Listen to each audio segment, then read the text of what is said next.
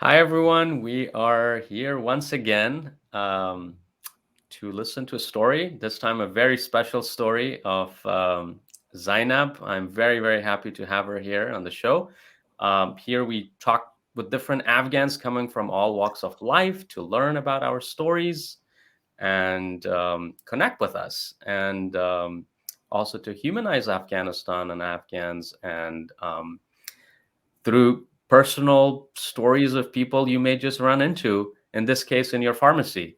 Uh, Zainab is a clinical pharmacist, and I'm going to have her do her own full on bio. So I asked this, Zainab John, from everyone. First, the greatest story of all, how did your family, how did you get here to the States? So go for it.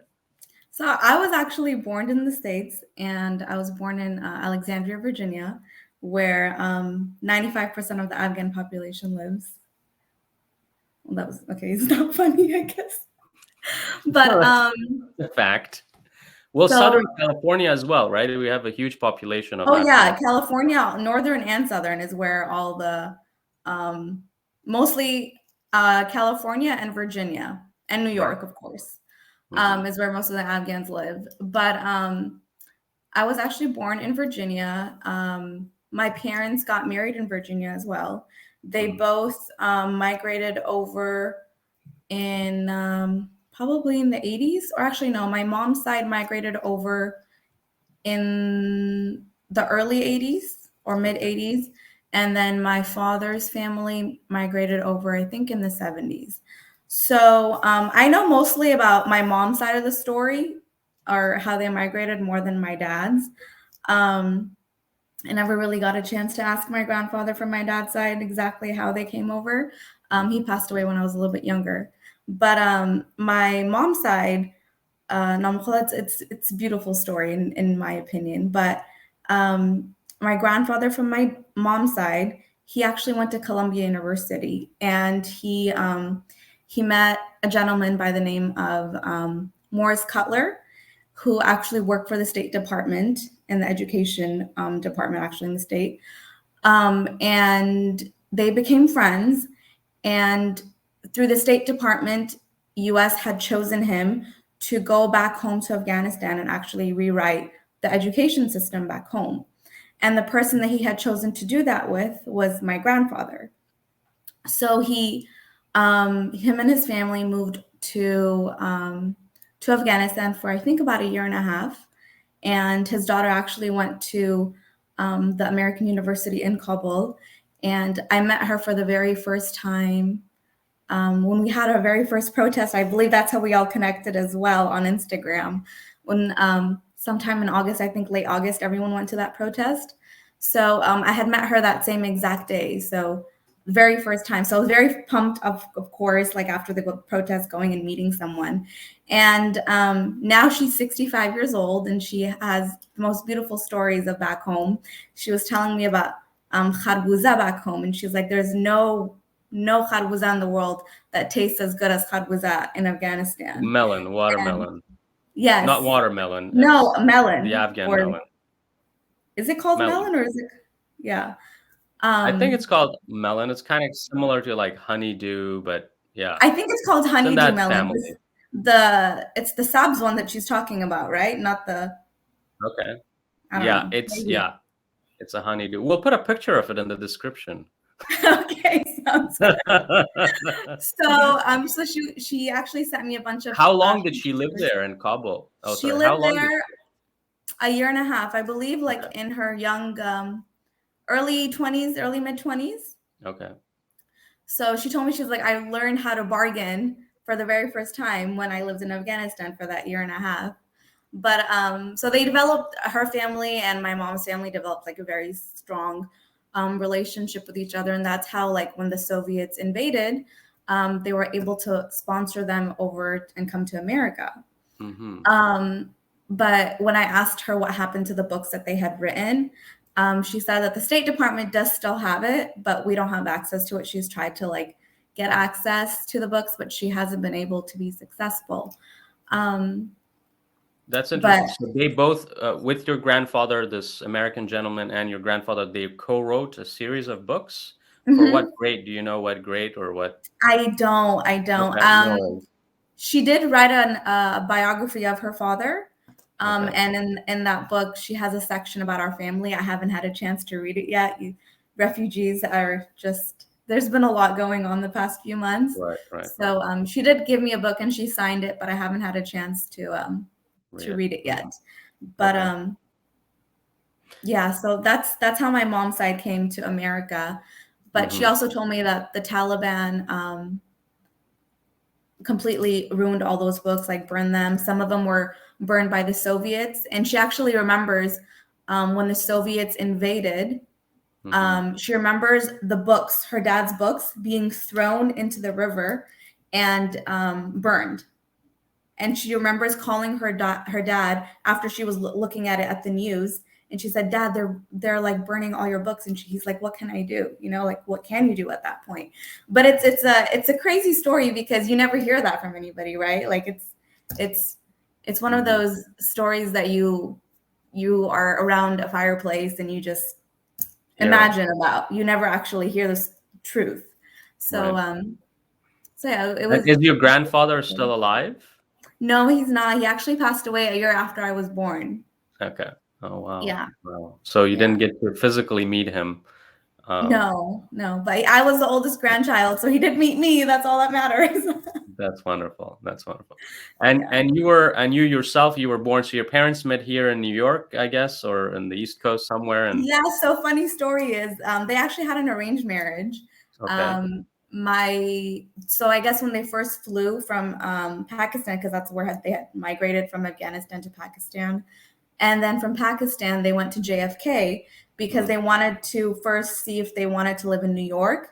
But Morris Cutler lived in California, and my family didn't really like New York, so then they moved to California.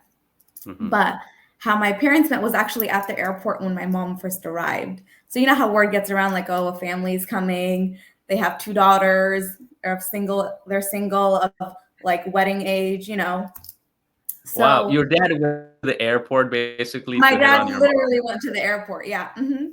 And shook her like they're still married. It's a cute story, but you don't hear Okay, those stories either. that's So perfect. Wow. yeah. Um, so word got around that this family's coming with two daughters, and my mom had just gotten over, like, how many hours is it from Pakistan to JFK? It's like at least Probably 20 hours. 13 Yeah. And or 20 nonstop. hours, Yeah, more. Yeah. but you don't look presentable after a flight that Yeah. long. So he saw her and he fell in love. And then 6 months later, they had already moved to California. But my grandfather from my dad's side called my grandfather from my mom's side and was like, we really want to come Khoskari. Like, my son is still interested in your daughter, so on and so forth. And then they got married. They got married in Virginia because that's where my dad's family lived.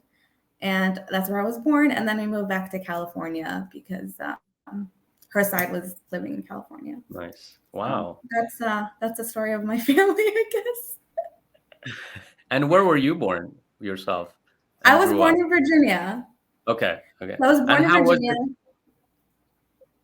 In Virginia, I Yeah, don't how remember was it because growing up in Virginia as a first generation? I actually don't remember because I was a few months old when we moved to California. So I think I was like, I don't know, 3 or 4 months. Um, but I grew up mostly in Orange County. So I was Yeah. raised in Orange County, you could say, for the most part. I went to private school my whole life, like from kindergarten to 12th grade, went to private school. I am an only child, so shukr, my parents were able to afford sending me to a private school. Um, and we lived in California up until I was like 13 or 14 years old.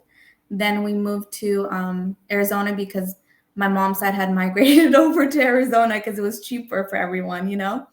So we Hmm. sold our house and then we moved to Arizona, and and then did high school and undergrad there. I majored in global health, and then moved back to California when I got accepted to pharmacy school. So, and I've Nice. lived in California since. Nice. You went way fast forward. I definitely want to know. Sorry. How was no, it's good, it's good. You know, you were right about wanting to skip through your life story really quickly. Yes, I told you. That but you know, we can always go back. There's no such thing as missing the moment here. Your childhood, I do want to know, like, how was it being raised as an Afghan American, first generation, in Orange County, private schools? We had a lot of Afghans, Shukur, in our community. I didn't feel any different Okay. than I was around mostly Arabs, Pakistanis, other Afghans. I didn't feel any different. Like the whole like race thing, like which part of Afghanistan are you from? Like that wasn't even a conversation for us. And I was born and Right. raised here. So Mhm. I think I had a pretty good childhood, Shukur. Okay. Like I didn't That's have wonderful. anything to That's like wonderful. that made me feel Yeah, like no, I I was wasn't being looking for any. bullied. I wasn't Okay. looking for trauma from your childhood either. Don't worry. Just wanted to know in general, you Well, know, you kind know, of Afghans how and it's been. there's like lifelong trauma. So Yeah, exactly. We have so much trauma, historical. It's in the DNA of trauma, and yeah. but yeah, definitely. So and then what made you decide you want to become a pharmacist? Um, so in high school, you know how you have like career days or like days where people from other professions come and speak to you about their profession and just to give you an idea. So this Mhm. gentleman had come and he was a pharmacist and I believe he was working at Walgreens. Yeah, he was working at Walgreens and he was letting us know that all his tuition throughout pharmacy school was paid for by Walgreens. So I was like, wow, that's a pretty interesting, career to be paid. Like you're getting paid to be a pharmacist, and on top of that, your tuition is all paid for. Why would you not choose that? Mhm. So it was always in the back of my head. I knew I was always going to go into something medical field. It was always between, excuse me, dermatology, plastic surgery, or pharmacy. Like it was between one of those three. I just couldn't decide which one, if I wanted to go to med school or not. Um, so it was always in the back of my head, and then I got accepted to ASU, and I ended up taking a pharmacy technician course to see if I actually wanted to pursue pharmacy. And the day before the final, I ended up memorizing like 4,000 brand and generic names of medications. And I was like, okay, I think this is my calling. So Wow. that's how I knew that like I wanted to be a pharmacist. But By it's pretty amazing. memorizing a list of 4,000 generic names. I mean, sugar, my That's, memorization has been good because I went to private school. I was forced to, you have to know yeah, everything like the right tajweed and everything when you're yeah. reciting Quran Sharif. So I think I got lucky, to be Okay. honest, because that's Okay. hard to Well, that's do. good. How many names of generic medications do you know now? Oh, I couldn't even tell you. There's so many. Give it to me in thousands. Guess. I don't know. I want to say like, I hope at least 20,000 I know. Wow. I hope. There should be That, more, but because that's there's a lot impressive. of brand names for like different types of generics and Yeah. different, if it's a capsule versus a tablet, those could be two different brand names. So yeah, but for our exam for pharmacy school, we had to memorize, I Right. think, like 300. So not bad. 300. And now you're at 4,000. That's impressive. That's impressive. I don't even know like 400 names of anything, let alone Well, generic it names adds of up as you pharmacy. keep going, right? It adds up. Yeah, it just adds up. And you just retain it. I'm Yeah. so impressed. I'm so impressed with your memory. Wow. You Um, have no choice, though. but to memorize, that's Yeah. great. To keep your job, basically. Yeah, To keep exactly. my job, I have to know how to memorize. Yeah. Like the mnemonics I would make during pharmacy school were hilarious. Like they all involved my uncles and their wives and like trying to like Wow. make it to their names, like who is related to who, because our families are related. Most of them are cousins. So Mhm. I'd like make the craziest mnemonics to be able to remember That's crazy. the That's names. great. Yeah. That's a crazy way of doing it. I mean, I should do another interview about how to memorize 4,000 words with you. I'm sure that's going to be a hit YouTube video. No. It's Like, how do you do it? my But studying habits are not for everybody. They're a little bit on the psycho side, because I extreme study side. everything like the night before, and Mm-hmm. it doesn't help out anybody, Doesn't help. including myself. Okay. It doesn't. Well, it works out for you, so it must work out for somebody. So, Yeah. um, and that kind of reminds me of what you're now up to, which is basically spending all your time with these multiple different organizations. I know there's a number of organizations that you're helping out with, a number of refugee resettlement and all that, but we're going to take it one by one because there's so many. Okay, There's so so let's many. start. Let's start with how did you feel when the fall of Kabul happened, and what did that inspire in you to kind of join these organizations to be of help? Well, to be honest, I think we were all extremely, extremely heartbroken. Like I felt like I was in denial. It was the day of my birthday that Oh the fall wow. happened. So so I it was on top of that. Like August 14th is Pakistan's Independence Day, and it was the day that we had fallen, like Afghanistan had fallen, like our Afghanistan had fallen. Mm-hmm. So it was really heartbreaking, and I was crying for probably 3 days straight. Like I remember my coworkers had told me to like take that Monday off, but I just couldn't really function properly. Um, but it was very heartbreaking, and everyone kept checking up on me, asking me if I was okay, if I had any family. But Shukr, like we don't have any family back home. Okay. Like we were one of the lucky ones, but like you just couldn't stop crying over all these like people Mm-hmm. people's lives were just completely like diminished. Like Mm-hmm. it meant like they were like what they lived for, what they were born for was for nothing. Like your country was just lost. Mm-hmm. So a few So days in, yeah. So a few yeah, days yeah. in, I started I got a call from my friend Marcel Arifi. She our grandmas are actually best friends. I'm sure they probably taught at some like, Zarmina type school or whatever. They always have the weirdest names of those schools back home. I don't know. But she called me and she said, Zainab, all these refugees are coming. I know you're hurting. I'm hurting. Let's do something about it.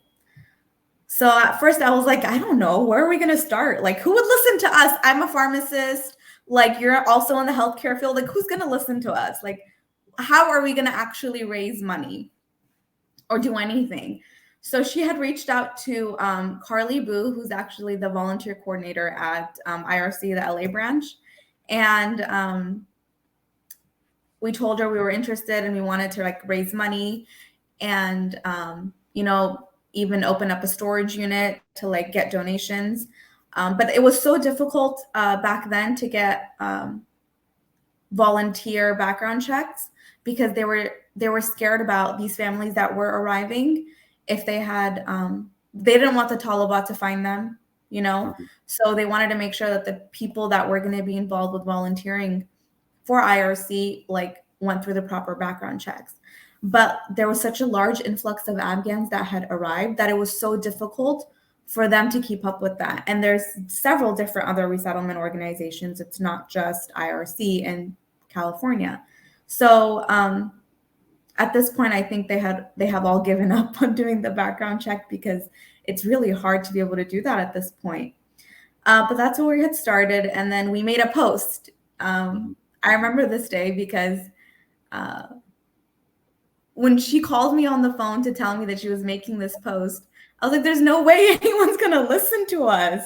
But she still made the post, and it went viral. The post went viral. It got Mm-hmm. reposted by a lot of influencers, including Bella Hadid. So, Shukr, it was nice to see that Mm-hmm. knowing our intentions were so pure and what we were trying to accomplish was just to help out the Afghans. We got the support that we needed. Like We had community support. We had celebrity support. We had non-Afghan support. We had military veteran support. It was beautiful. I made so many connections through that, and so had she. And so that was really how I started The to get initial, involved. right, Yeah. right. That was kind of the initial start, and now you're helping with multiple organizations, I hear. Yeah. So Refugee settlements, because that was in Virginia area, correct? You were helping virtually, I think. Is that what you kind of started with? You were also doing fundraising. Is this the fundraising you're talking about? So for the funds that we had raised were for initially they were for any families that had arrived, Okay. whether they were through IRC or not, because we weren't sure how the resettlement process worked, and now there's barely access to funding. We didn't know if anyone was raising any money. So Shukla, we raised a good amount of money, and they were mainly to just help any family that needed help, like whether they needed help with rent for a month until they find a job, so that way they don't use their welcome money. Like that was our whole point, was for them not to have to use their welcome money. So that's what it was being used for. And then Afghan Refugee Relief started. They're a 501(c) nonprofit organization here in Southern California. And I did a donation drive with them, or for them, with Project Paper Bag. We did it at a brewery. So we did fundraising, we did a donation drive, and then I joined the board of FreshStart Refugee, that is based out of DC, and we're hoping to start up a location in Southern California as well, and hopefully nationwide. We'll see. That's a large goal, or a huge goal for us to try to accomplish. But yeah. Right. When I was looking, Fresh Start usually deals with resettlement as well, correct? Yes. Of refugees. Yes. Okay. They help them out. Okay. Yeah. That's great. Another thing that was, related to this, but I was very impressed by, was that how you and a few other people were able to organize so quickly, and do things together as a community, or a number, or a few people. So were you guys friends in the past, a few people that got together to do this, or were friendships formed because of the adversity? How did it take place? Most of these people, I knew them from the past. Marcel, we've known each other for a long time because our grandmas are best friends. And then that sounds so board cool. Like, we know each other because our grandmas are best friends. Yeah, it's That pretty sounds cool. so Like, cool. That's pretty yeah. cool. Well, I just sent her the other day. I found a picture of, I was cleaning my room, and I found a picture of her grandma, my grandma, sitting next to each other. And I sent it to her, and I was like, it's crazy. Like, this happened. This is the reason. This connection is the reason we were able to like start this fundraising for these Afghans that arrived, right? Like, if that didn't happen, we wouldn't have been here doing this. Exactly. So I sent, and like, مادر کلان مرسل جان فوت کرده بود یک چند سال پیش، so خدا ببخشش. But yeah, it's a nice memory. It's a nice memory. Yeah, that's wonderful. Yeah. I heard you. I mean, you said a few words in Farsi. I'm assuming you speak Farsi pretty well. You spoke Farsi at home? I was not allowed to speak English or any. Yeah, English was the only language I was about to, not. I was like, Farsi was the only language I was allowed to speak at home. That's wonderful. Yeah. Okay, so you were able to learn the language and communicate in it. That's wonderful. We'll hopefully do something in Persian as well sometime, so we can see your Persian skills and see how they. Ever since I've been working with the refugees, I've had to learn words. Like, it's getting better. You don't know how to say the word refugee in Farsi. I asked my mom, I was like, Mom, how do you say the word refugee in Farsi? And she said, refugee. I was like, no, Mom, that's not what you say. She's like, then what is it? I was like, majid. But like, I wouldn't have known that until I like started working with refugees. Yes. Yeah. That's wonderful. Yeah. And so, I mean, your example of someone who's pharmacist has nothing to do with activism and social work, has now gotten into this and are doing a lot of which is a lot of work in this space, and is very inspirational. What do you think? How can others who are also inspired to take action? And I'm talking about maybe our audience are non-Afghans or even Afghans. What are some things? Maybe let's list a few things that they could be doing if they're interested to be helping with now this influx of refugees that are coming in. The things that you have personally done, perhaps, that could be more of a stable examples rather than random things we see on social media. So, so I hear you. Like, for example, one example is you've been working with an refugee resettlement agency. What are some other things? Um, they could, I mean, there's a housing crisis. I'm sure everyone has been hearing about this. Offering your home, if you have an extra room or if you have an extra guest house, that would be amazing to these families because Right. they have to have co-signers, they have to provide income, provide credit history, and they have none of that. So that is one way that they can help. Okay. Another way is just providing donations. Like there's so many different Amazon wish lists. I can go ahead and send those to you as well. Specifically for the Afghan Refugee Relief organization that's working with the Southern California families. And in other states, I'm willing to do that too if anyone asks or isn't interested. So that's another way. Let's see. Being a mentor for these families because it's almost like it's going to be like at least a 6 to 12-month process of them being finally comfortable living in America. Like these people don't know where the local post office is. They don't even know that a post office probably exists. They don't know how to read grocery or just the grocery signs. Like they don't know any of that. They don't know how the fruits there might be different than the fruits here, or you know how Afghans use so many spices. Like there's so many ways where you can actually assist an Afghan just by grocery shopping for them. With them, yeah. Or with them, or With for them, them. So you them, can yeah. learn about the culture too. So mentoring, I think that will be key because you develop a relationship and you find out why you wanted to help people. Like it makes you a better person. Not that I've been a mean person before, but everyone's told me that ever since I've started working with the refugees, I've become nicer. I don't know what that means, but it makes you feel wholesome. I've never felt as wholesome as I felt in the last 3 months. Wow. Yeah.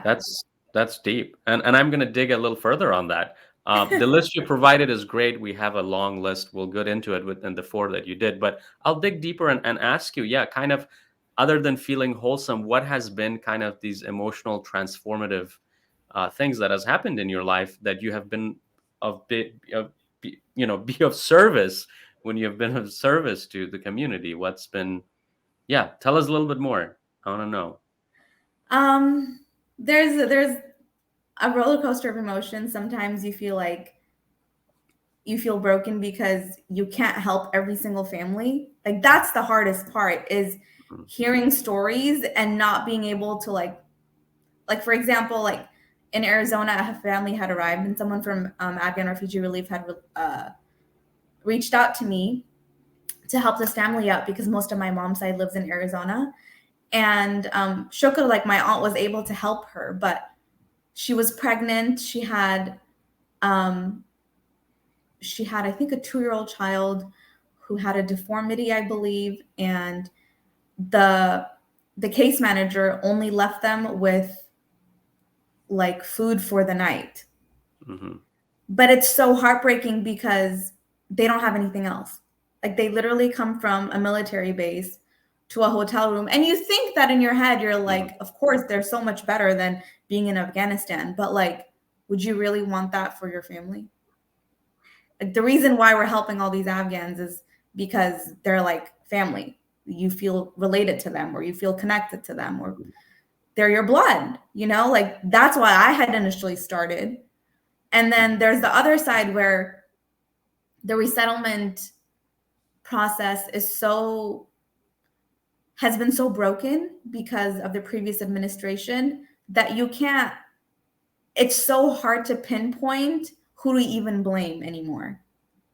It's like you have all these Afghan refugees coming, then you have the resettlement agency that's broken, And then you have all these Afghan organizations that are trying to fill the gap as much as they can, like through personal funding, through funding that they've had with their companies or their organizations. But it's put us all in a very interesting situation. Right. So Yeah. heartbreak is what I'm hearing, definitely. Of the three examples you gave, it seems like heartbreak is a Yeah. major thing that you have gone through, which we have all gone. But there are some emotions that could be positive reinforcements. Like, for example, you said that you feel more wholesome. I wonder if there are other emotions or qualities that have emerged in you that could be of positive reinforcement to others to be able to be involved and continue or start doing things that you do. I mean, you for one, reaching out to me wanting to do this, I mean, that was extremely motivating and encouraging. It's like, okay, someone wants to hear what I'm doing. Like, I guess I'm doing something. I must be doing something okay or good that he feels like I need to share that information. So, and Shukr, the organization that I'm with, is probably the best decision I've ever made in life. Joining them, joining their board, they're extremely encouraging. Like on every call that we always have a positive reminder or a positive act that we were a part of or we heard of, and we start the call that way. So, because there's so much heartbreak involved that we need this positiveness to go around. Right. So there's been a lot of encouragement, a lot of motivation, there's been happy refugees, there's been sad refugees, there's been angry refugees. So Mm-hmm. um, Yeah. you do Yeah. what you can. And Mm-hmm. at the end of the day, like I said, I've never felt as wholesome as I have the last 3 months. And previously I'd work like almost 80 hours a week. But like now I have 2 jobs. I'm working with the refugees and I barely have time to sleep, but I'm never tired as I was before. So shukr, it's all because of God, obviously. None of this would have been able to happen without him. Wonderful. That's wonderful. Well, I wouldn't want to say anything else after that statement. So we're gonna um, end our conversation here, and I just wanted to appreciate that you for the time you took to come and be on the show. And I hope the audience have enjoyed your comments and find you and connect with you and yeah, work with you and or do stuff that you do on their own. So That would be amazing. Well, thank thank you. you for having me. Thank you for reaching out. This was absolutely amazing. Thank you. All right.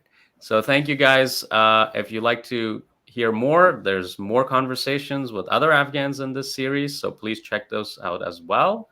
And we'll see you next time. Thank you.